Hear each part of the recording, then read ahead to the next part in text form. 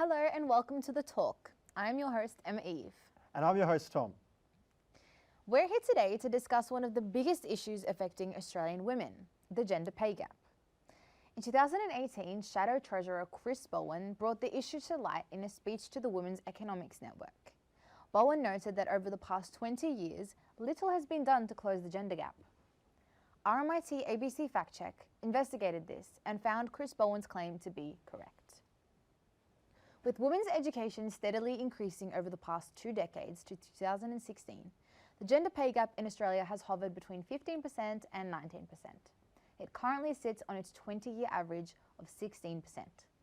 Though Bowen and co may consider the gender gap a pressing issue for women, we should also note that there is little to no evidence to suggest that men and women get paid differently for the same roles.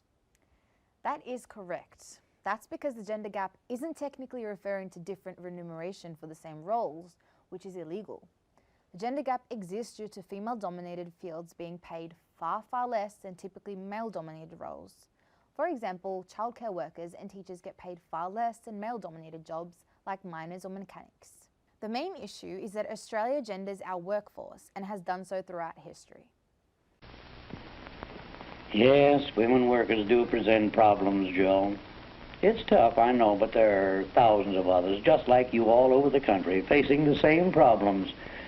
Pretty generally, you'll all find about the same answers. I know most of the answers as far as the men are concerned. Well, I think we can say that the broad principles involved in the supervision of men apply equally well in the case of women. That ain't what I learned about women. There are some new and different problems, Joe. I'll admit that. Women scare me. At least, they do in a factory. Well, maybe the women are scared too, Joe. Let's see.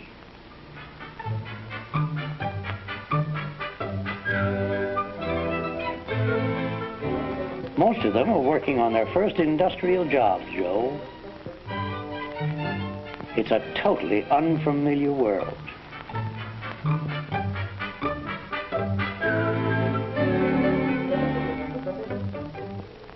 You see, they're not naturally familiar with mechanical principles nor machines.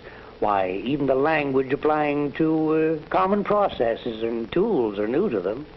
It must sound like double talk to them. Now, if anybody wants a flam span, give with the double left-handed jerry wrench on account of it might subobulate the orange crate with the torpid.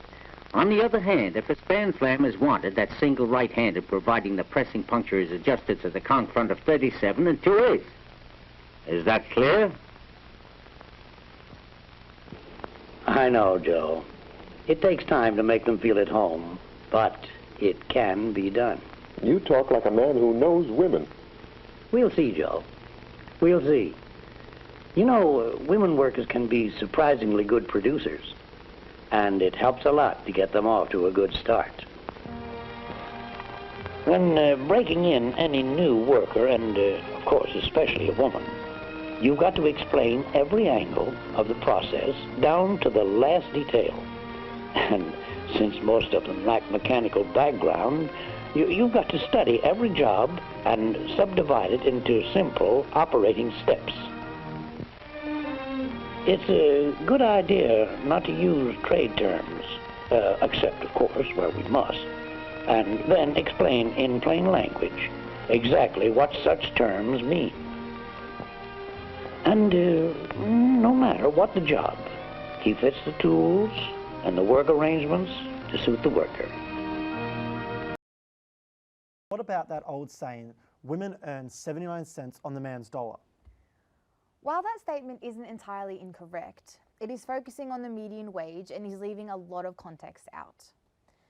The wage gap exists due to segregation, where a higher concentration of women are in lower-paying fields as opposed to men dominating higher-paying fields like CEO or Chief Operating Officer positions. That may be true though, but we should also consider why that is. Maybe women don't want these jobs, and if they did, they don't have the same skill set as men.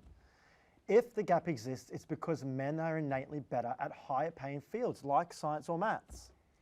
This is a myth that has been debunked over and over again.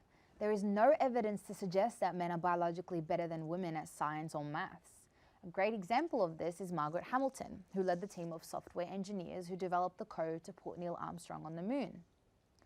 While there is no solid evidence to suggest that women are biologically inferior at STEM subjects, this is a myth that has plagued us for decades.